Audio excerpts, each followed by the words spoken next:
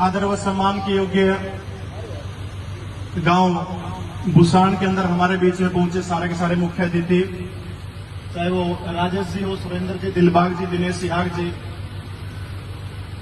हरियाणा प्रदेश की आन बान शान, हरियाणा की संस्कृति इस मां बोली को ऊंचा उठाने वाले मेरे साथ में आए आदरणीय श्री बालकिशन जी,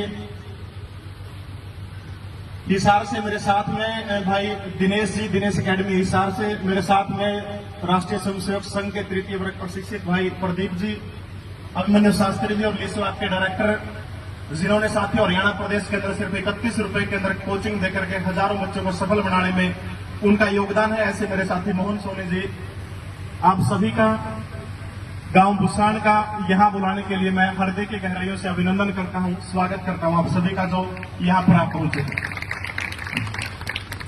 भाई बीके सर ने इतना कुछ बता दिया, शायद उसके बाद में कुछ बताना गणा बचता नहीं है, लेकिन दो चार चीजें हैं साथियों। एक तो जो अपना खदरी साहब जानते हो सारे, एक ये सारे जिला परिषद आ रहे, इनका जो 200 जनपद है चुनाव आयोग वाला, दन्नू जने बिस्कुट खाओ और फिर नाइट जे हैं ना, तो इनके पेपर होंगे ना अपने होने लग रहे। दुखी है सारे के सारे, लेकिन भाई जरा तक थोड़ा सा पता लगा है, चाहे खदरी साहब से बात हो, चाहे और जो बंदे हैं नुमाइंदे उनसे बात हो, ये बड़ा टाइम फिक्स है 5 और 6, 7 नवंबर को नो लगा लो पेपर कन्फर्म होगा। अब की बार मैनू उनका मन नहीं लेना होता था, देखो मैं तो पहले ले लेंदा कदेगा, लेकिन जहां तक लग है क्योंकि सरकार की किरकिरी बहुत होली, इससे पहले मनोहर लाल खट्टर ने हरियाणा विधानसभा में बयान दिया था कि 5-6 जून को पेपर पक्का होगा, पेपर को नहीं हुआ। अब की बार दोबारा से फिर बयान दिला गया मुख्यमंत्री से और बाद में बोला भी गया है, हमने भी खुद मैंने भी चेयरमैन साहब को बोला, मैं चेयरमैन साहब आपने कम से कम भी 7-8 बार डेट दे ली, बालक विश्वास तो कौन करने लगे, बोला जी आप लोग कहो हम थोड़े कवा तक हमने और बालक नुकड़ लगे जाए तो हम भी नुई से जुगड़ उठे। लेकिन अब की बार जो है भाई श्योर यह है कि पेपर 5 से 7 नवंबर को कंफर्म होगा, और भगवान करे 7 नवंबर वाले की जरूरत ना पड़े, 5 और 6 न हो जाए, क्योंकि 7 का तो बड़ा गड़बड़ होगी तो फिर ले होंगे। तो साथियों अपने पास में जो टाइम जो है बेहद कम बचा है, मात्र 1.5-2 महीने बचे हैं।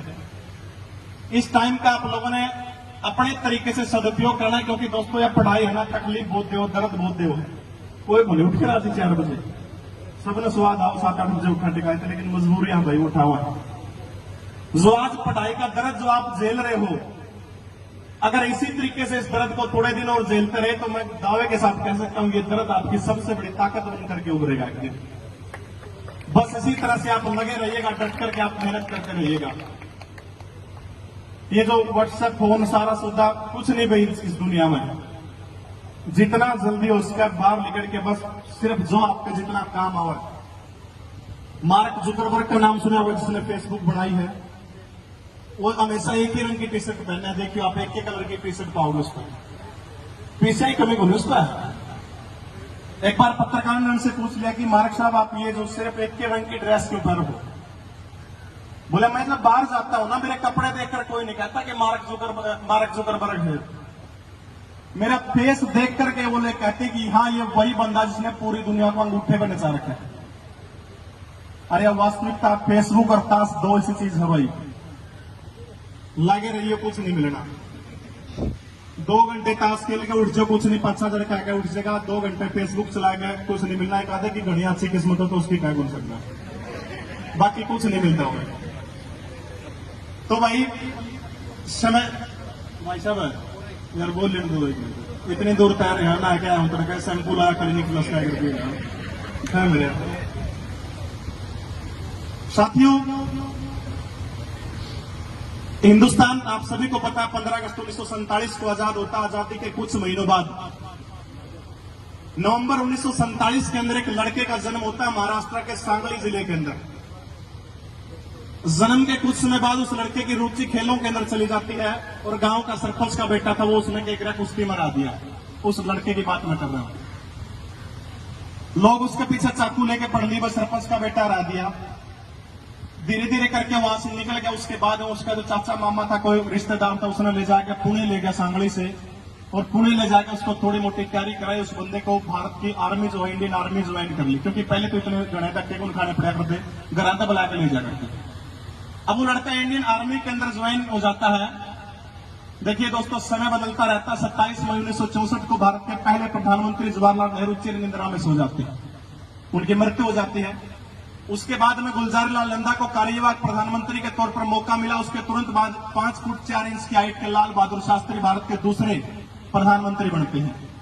और जब शास्त्री जी भारत के प्रधानमंत्री बने थे तो सबसे भयंकर समस्या उनके सामने ये थी कि भारत के आर्मी के जवान उनको ये कहने जाते थे कि शास्त्री जी पाकिस्तान वाले आते हैं और मार के चले जाते हैं।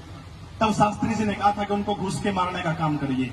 और तब भारत और पाकिस्तान के बीच में युद्ध होता है। 1965 का वार आप सभी ने पढ़ा होगा, बुजुर्ग बैठे हैं, सारे के सारे जानते हैं।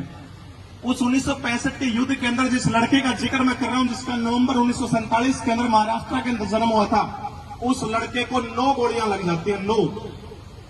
एक गोली जो है रीढ़ की हड्डी में लग जाती है, पीछे जंगा में गोली लग जाती है, खोपड़ी की इस साइड से होते हुए एक गोली यहां से चीर के निकल जाती है।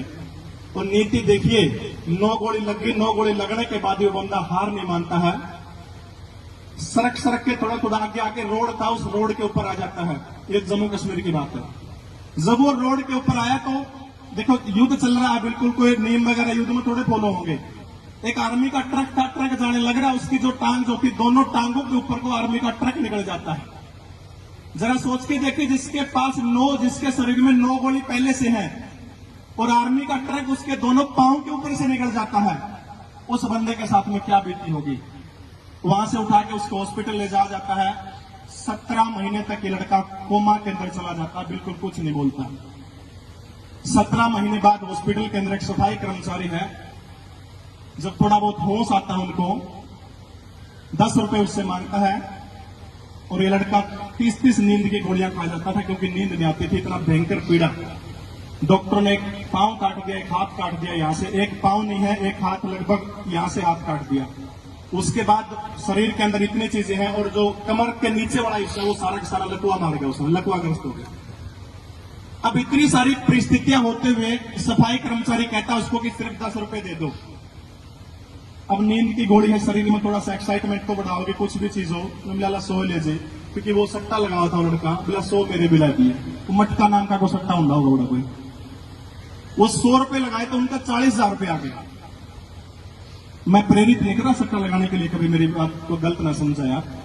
तब उसने उड़ते यार थोड़ी सी प्रेरणा मिलेगी, वह खुशी, क्योंकि देखो बेड पर पड़ गया था। उस टाइम के युद्ध के जो पीड़ित जो थे, सरकार भी उनकी ज्यादा संभाल नहीं कर रही थी। वहां से जब वो थोड़ा सा आगे बढ़ा तो भारतीय क्रिकेट टीम के कप्तान हुआ करते थे विजय मर्चेंट, अगर आपने किसी ने नाम सुना हो तो इनका।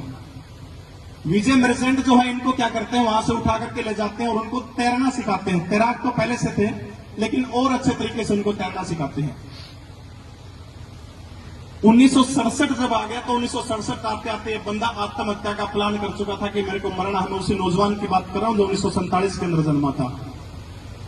धीरे धीरे करके उसको जब तैरना सीखा, बताओ एक हाथ और एक पैर नहीं है, फिर तैरना कितना मुश्किल काम है। लेकिन उस बंदे ने हौसला नहीं हारा, तैरना सीखा लगातार। और जब 1972 के अंदर पैरालंपिक खेलों के अंदर भारत का प्रतिनिधित्व करने की बारी आती है, तो इस लड़के को तैराकी में हिंदुस्तान की तरफ से भेजा जाता है। मात्र 34 सेकंड के अंदर इस दिव्यांग ने 50 मीटर तैराकी के अंदर गोल्ड मेडल भारत को व्यक्तिगत सफलता के अंदर दिलाने का काम किया था। जब मैंने इसकी जीवनी के बारे में थोड़ा और पढ़ा तो लगातार 8-8, 9-9 घंटे, जी हां मैं बात कर रहा हूं मुरलीकांत पेटकर की। मुरलीकांत पेटकर वो व्यक्ति जिसने पैरालंपिक खेलों के अंदर हिंदुस्तान को व्यक्तिगत सफलता के अंदर पहला गोल्ड मेडल दिलाने का काम किया था। जब मैं इसकी जीवनी के बारे में थोड़ा सा और पढ़ रहा था तो उससे देखने के ऊपर पता चलता है कि इतने सारे पाइज होते हुए भी कहता कि मैं लगातार 8-8, 9-9 घंटे तैरने का काम करता हूं। शरीर जवाब दे जाता था, बिल्कुल पूरी तरह से हाथ पैर सुन हो जाते थे। मैं गोलियां खा के दोबारा से फिर तैराकी के अंदर, तालाब वगैरह के अंदर फिर कूद पड़ता था। उसके बाद कंटिन्यू में लगा रहता था। और जो दोस्तों लगा रहोगा ना, क्योंकि ये वो चीज है, ये पढ़ाई चाहे कोई भी काम हो, जो लगातार कंटिन्यू लगा रहा होगा वो बंदा कभी भी हार नहीं मान सकता। लाख दलदल हो पांव जमाए रखिए, लाख दलदल हो पांव जमाए रखिए, हाथ खाली ही सही मगर ऊपर उठाए रखिए। कौन कहता है कि छलनी में पानी रुक नहीं सकता? कौन कहता है कि छलनी में पानी रुक नहीं सकता? बस बर्फ बनने तक हौसला बनाए रखिए, बर्फ बनने तक हौसला बनाए रखिए। साथियों, जिंदगी में जो कुछ भी होया आपका गलत, मैं तो मेरा ऐसा मानना है कि जिंदगी में जो कुछ हो, पेपर लेट हो गया मान लिया, या पिछले पेपरों में आप अच्छी परफॉर्म ना कर पाए हो, कोई बड़ी बात को नहीं, हमेशा हर चीज को जिंदगी में पॉजिटिव लेना चाहिए। शायद उसके अंदर परमात्मा है ना, गलत तो नहीं करता, ऊपर वाला कदे भी उसके अंदर कुछ ना कुछ को राज छिपा है। बोर तो नहीं हो रहे। हरियाणा के अंदर फतेहाबाद जिले के अंदर एक विधानसभा सीट पड़ती है टोहाना, अगर आपने सुना हो तो। टोहाना विधानसभा सीट से सुभाष बराला जो बीजेपी के पूर्व में अध्यक्ष रहे हैं, वो चुनाव लड़ते हैं, पिछली बार बीजेपी के अध्यक्ष थे।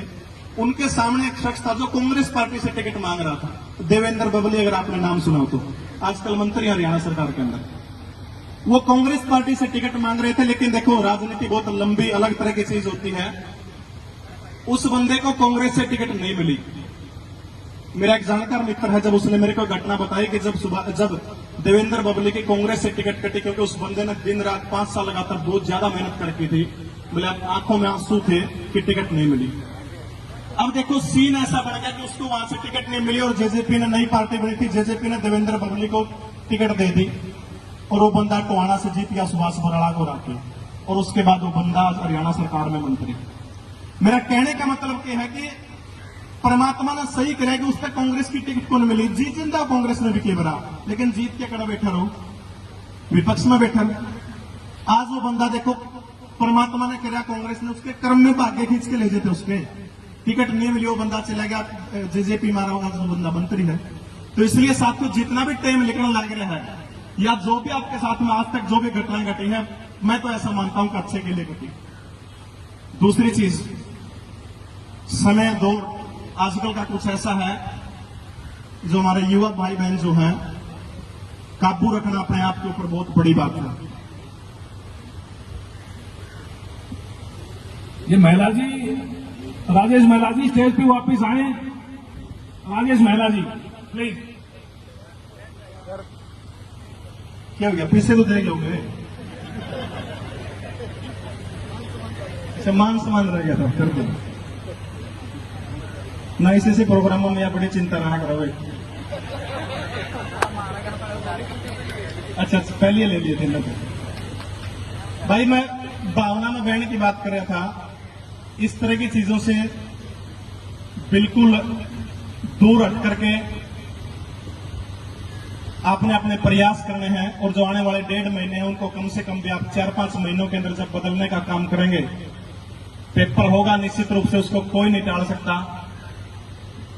हो सकता है कोई इंसान, अगर आप किसी के पीछे लगते हैं, किसी के आगे लगते हैं, कोई भी इंसान धोखा दे सकता है इस दुनिया में। माँ बाप और भाई बहन के प्यार के सिवा किसी की कोई गारंटी नहीं है। लेकिन दोस्तों, एक चीज ऐसी है जो जिंदगी में आपसे शायद कोई इंसान बेवफाई कर सकता है, वो चीज आपसे जिंदगी में कभी भी बेवफाई नहीं करेगी। मैं ऐसा वादा करता हूं, वो चीज आपकी किताबें। जितना आप उन किताबों के अंदर खोओगे, जितना डूबोगे, उतना ये किताबें आपका साथ देगी। इसलिए अन्य चीजों से हाथ बिल्कुल पूरी तरह से हटा करके सिर्फ और सिर्फ किताबों की तरफ ध्यान करिएगा। एक रिक्वेस्ट छोटी सी आप सबसे करके जा रहा हूं कि जो भी भाई बहन बैठे हैं, जो पढ़ नहीं रहे, अपने माँ बाप की तरफ देखते हुए आपके पिता की जो फिक्र है ना, उस फिक्र को आपने फक्र में बदलने का काम करना है। आपके पिता को आपके ऊपर गर्व होना चाहिए, ऐसा काम आपने करके दिखाना है। मैं एक बार आप सभी से एक वादा चाहता हूं, एक बार हाथ खड़े करके एक वादा करें कि आज के बाद में 7-7, 8-8 घंटे आप पढ़ने का काम करेंगे। कम से कम 7-7, 8-8 घंटे आप पढ़ने का काम करेंगे। इतना तो कम से कम, जो भी नहीं पढ़ेगा उसकी मां का नहीं मिला दोस्तों। अरे उनके सपने पूरे करने के लिए पढ़ोगे।